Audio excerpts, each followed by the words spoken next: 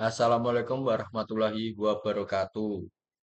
Di sini kami ingin mempresentasikan hasil diskusi dari kelompok kami. Kami sangat senang bisa berbagi informasi dengan kalian semua. Dalam presentasi kali ini, kami akan membahas topik yang sangat menarik dan relevan. Kami yakin bahwa materi yang akan kami sampaikan akan memberikan wawasan baru dan inspirasi kepada kalian. Sebelum kita mulai, izinkan kami memperkenalkan diri. Saya Muhammad Fajar Rizky dan teman-teman Saya Alfian Tegar Budi Satria. saya Saktion Yundi Santus. Selama presentasi, kami akan berusaha memberikan penjelasan yang jelas. Berikut materinya. Yang pertama, pengenalan teknologi Big Data. Teknologi Big Data merupakan teknologi yang memungkinkan pengumpulan, penyimpanan, dan analisis data dalam jumlah besar dan kompleks dengan kecepatan tinggi. Dalam konteks pengumpulan data Twitter, teknologi Big Data sangat berguna karena Twitter merupakan platform media sosial yang menghasilkan data dalam jumlah besar dan terus-menerus. Lalu pengumpulan data Twitter. Big Data adalah tantangan pengumpulan dan analisis data dalam jumlah besar dan dengan kecepatan tinggi.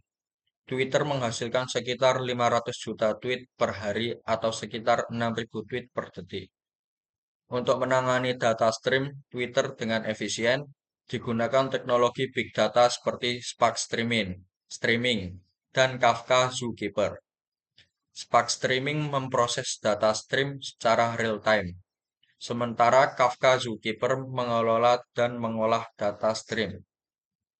Bab ini menjelaskan penggunaan Spark Streaming dan Kafka Zookeeper dalam sistem big data untuk mengumpulkan dan menganalisis data stream Twitter.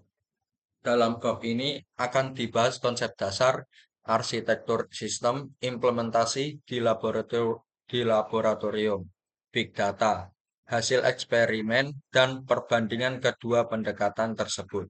Dengan pemahaman ini, profesional dan peneliti dapat memilih pendekatan yang sesuai untuk menangani data stream Twitter secara efektif. Lalu dilanjutkan oleh teman saya. Yang selanjutnya studi literatur. Literatur. Yang pertama Hadoop. Hadoop adalah framework untuk mengelola dan memproses big data secara terdistribusi. Hadoop memiliki dua komponen penting, yaitu HDFS, Hadoop atau Hadoop Distribute File System, untuk menyimpan data terdistribusi dan MapReduce untuk pemrosesan data secara paralel. Yang kedua, Big Data Stream. Big Data Stream adalah data yang datang secara terus-menerus dan tidak pernah berhenti. Yang ketiga, Spark. Spark adalah framework pemrosesan data yang memfasilitasi in-memory processing. Spark dirancang untuk memproses data secara efisien dan mendukung berbagai bahasa pemrograman. Yang keempat, Spark Streaming. Spark Streaming adalah library ekstensi dari Spark yang digunakan untuk mengumpulkan dan mengolah data stream dengan bounded processing. Yang kelima, Structured Streaming. Structured Streaming adalah sistem pemrosesan data stream yang menggunakan Spark SQL. Sistem ini dirancang untuk mengatasi data stream dengan pemodelan unbounded processing. Yang keenam, Kafka. Kafka adalah sistem pengumpul data stream yang berfungsi sebagai perantara antara sumber data stream dan target data stream atau klien. Selanjutnya pengumpulan data Twitter dengan Spark Streaming.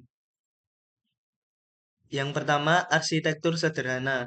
Spark Streaming langsung mengambil data dari Twitter dengan batch per batch. Yang kedua, dstream atau RDD, dibuat berdasarkan ukuran batch yang ditentukan oleh pengguna. Yang ketiga, perangkat lunak ditulis dalam bahasa skala dan menjalankan algoritma komputasi trending topics. Yang keempat, algoritma melibatkan transformasi kata-kata, pemilihan kata dengan karakter pagar, penghitungan kemunculan, pengurutan, dan penyimpanan di HTTPS. Yang kelima, eksperimen dilakukan pada klaster Hadoop, Spark, dan Kafka dengan 11 komputer. Yang keenam, performa sistem diukur dengan input rate, scheduling, delay, and processing time, total delay, and total tweet. Yang ketujuh, data Twitter berhasil terkumpul selama 10 jam dengan 2 juta record, berukuran 2,2 GB. Yang kedelapan, hasil analisis menunjukkan trending topik seperti COVID-19, ACNH, Nintendo Switch, and Animal Crossing. Yang kesembilan, Spark Streaming mampu mentransformasi dan menganalisis data secara real time dengan penanganan on time. Selanjutnya akan disampaikan oleh teman saya.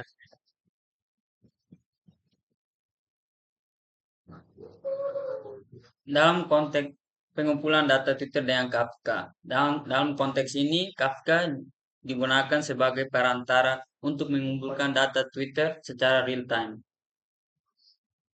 Twitter Stream API digunakan untuk mengambil data dari Twitter dalam format JSON dan Kafka Connect bertugas menulis data yang masuk ke topik Kafka setelah dilakukan transformasi.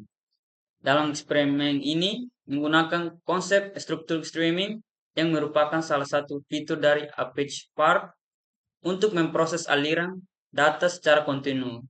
Dalam hal ini, Kafka digunakan sebagai sumber data untuk membaca dan memproses data Twitter secara real time.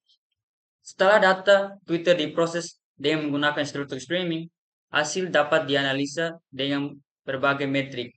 Beberapa contoh analisis yang dapat dilakukan termasuk menghitung rata-rata tweet yang telah menghitung rata-rata jumlah karakter dalam sebuah tweet, mencari tweet yang telah mendapatkan lebih dari 50 like, mengidentifikasi tweet dari influencer sosial media, menganalisis bahasa yang paling sering digunakan dalam tweet, dan mengidentifikasi tweet yang lagi viral. Dengan menggunakan Kafka dan struktur streaming, proses pengumpulan data dari Twitter menjadi lebih efisien karena data dapat dikumpulkan secara real time. Selain itu, data juga dapat diproses dengan menggunakan fungsi-fungsi agregasi seperti yang biasa digunakan pada basis data konvensional. Hal ini memungkinkan untuk melakukan analisis yang lebih kompleks dan mendapatkan wawasan yang berharga dari data Twitter yang terus mengalir. Dari materi yang kami sampaikan sebelumnya, kami dapat menyimpulkan yang pertama, Spark Streaming cocok untuk analisis data stream real time dan tren waktu. Namun perlu pengawasan untuk menghindari delay yang dapat mempengaruhi ketepatan waktu. Spark Streaming lebih sesuai untuk mengambil data stream dari sumber terbatas. Yang kedua, Kafka memproses data stream dengan pendekatan yang lebih akurat untuk menangkap seluruh aliran data, namun membutuhkan lebih banyak memori dan dapat berjalan tanpa pengawasan dalam waktu yang lama. Kafka juga mendukung pengumpulan data stream dari beberapa sumber.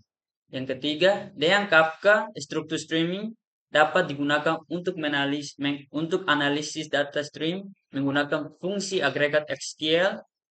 Data stream yang dikumpulkan disimpan dalam data frame yang mirip dengan tabel basis data. Dan kesimpulannya, Spark Streaming dan Kafka memiliki kelebihan dan kekurangan dalam mengumpulkan data dan analisis data stream. Pemilihan tergantung pada kebutuhan dan sumber data yang akan diproses. Nah, demikian hasil diskusi dari kelompok kami. Semoga bermanfaat. Terima kasih.